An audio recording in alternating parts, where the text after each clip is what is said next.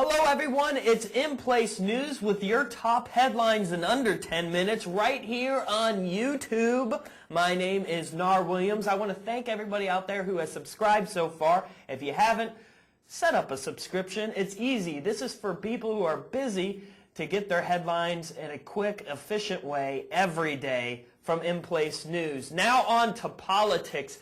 This year's presidential race is going to go down in history as totally epic, and yesterday was no exception. Barack Obama and John McCain must have joined the WWE because they put the smackdown in yesterday's primaries. Both senators swept the Potomac primaries, winning in Maryland, Virginia, and Washington, D.C. And Obama's wins put him ahead of Hillary Clinton for the first time in the delegate count. Chalk up 3 more rounds for Democrat Barack Obama and Republican John McCain. Both swept the Potomac primary, winning contests in Maryland, Virginia, and Washington, D.C. Obama's win gives him the lead in delegates over Hillary Clinton for the first time. The cynics can no longer say that our hope is false.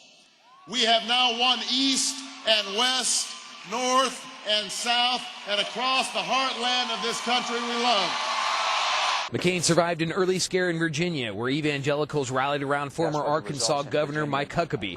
Still, with 3 more wins, McCain has an insurmountable delegate lead. I will fight every moment of every day for what I believe is right for this country. Hillary Clinton says she's the best Democrat to face McCain, but her campaign is on the defensive. 2 high-level staffers have left in as many days. Still, the New York senator says she's focused on the March 4th primaries in Texas and Ohio. And we're going to sweep across Texas in the next 3 weeks, bringing our message about what we need in America, the kind of president that will be required on day 1 to be commander-in-chief. Clinton will have to contend with the momentum Obama has gained with 8 straight wins since Super Tuesday.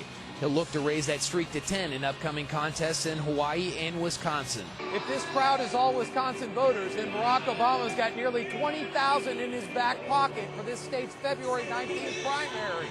The dairy state could easily be just another domino to fall his direction unless Clinton is able to stage some sort of rally. Mark Carlson, The Associated Press, Madison, Wisconsin. Now on to our news segment, the IPN Douchebag Report. The personal physiotherapist of Fat Boy Roger Clemens, Brian McNamee, a.k.a.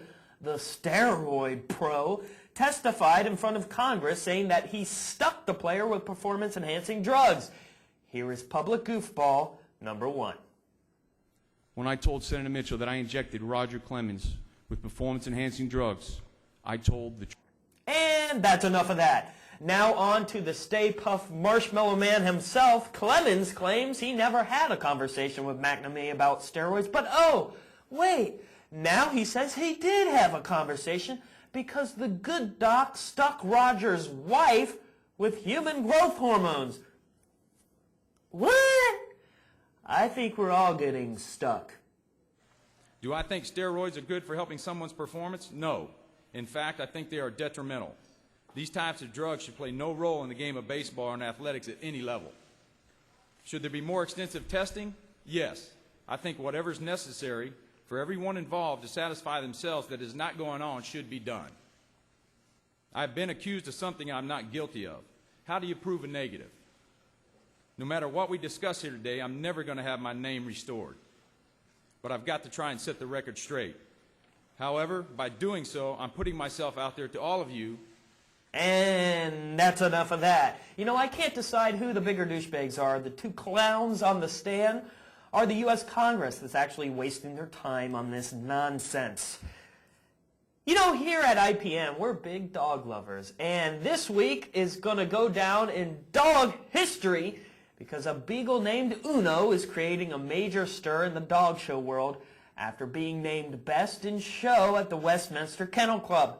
It's the first time a beagle has won the title in the history of the competition. There's a new champion dog in the land, and he's an all-American classic.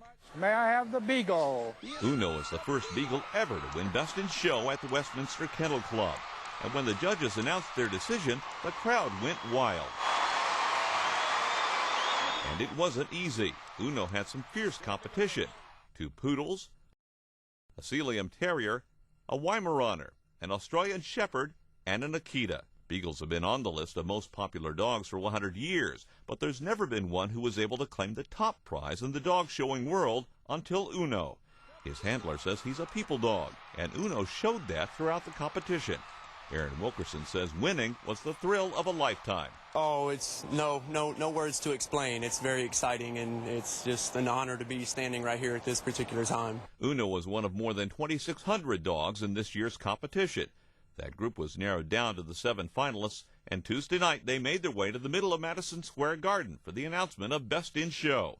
The judge, J. Donald Jones, said he had no idea he made history when he chose Uno as the first Beagle ever to win Westminster. For Larice, the Associated Press. And those are your top headlines for today. I told you it would be quick and painless. Thank you again for subscribing. If you haven't subscribed, go ahead and do that. And this is just a taste of what you can get from iNPLACENEWS.com. If you go to our website, we are streaming news all day. And you can download our free desktop player, in which you can then stream your news right there on your computer desktop without having to watch through an internet browser. It's very handy. Thanks for being with us. My name is Nar Williams. Let's take a look at some of the top headlines with a quick AP News Minute. This is AP News Minute. A pair of clean sweeps in yesterday's Potomac primaries. Barack Obama won the Democratic contests in Maryland, Virginia, and the District of Columbia. John McCain won all 3 Republican races. Election watchers say that makes Texas and Ohio must-wins for Hillary Clinton.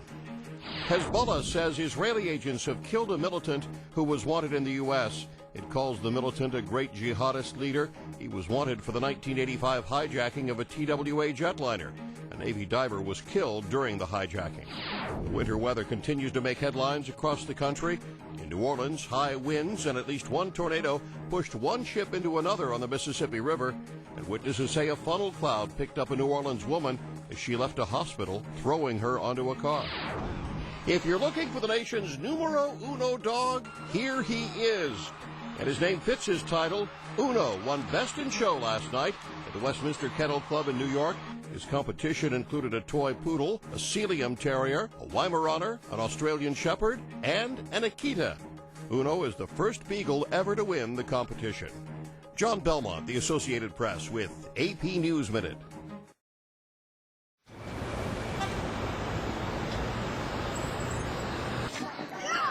Did you know that in America, 1 out of every 7 kids will run away? That's 5 students out of every classroom. That's 1 kid turning to the streets every minute of every hour of every day. That's over 1.3 million kids trying to survive on the streets right now. You know what else? 13 of those same kids are dying each day on those same streets. My name is Squatter. I've been living out here for a long time. I know what it's like to be out here. I know what it's like to be afraid of adults. I know what it's like to be afraid to go home. I know what it's like to see a friend sell himself just to get something to eat. And I know what it's like to see that same friend stabbed to death.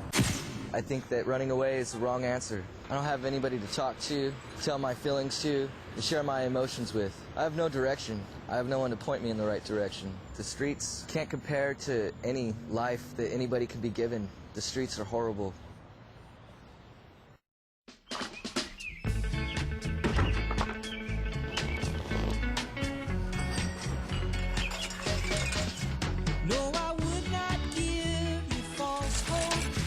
This is Paul Simon. Today in America, there are millions of children with no access to essential health care.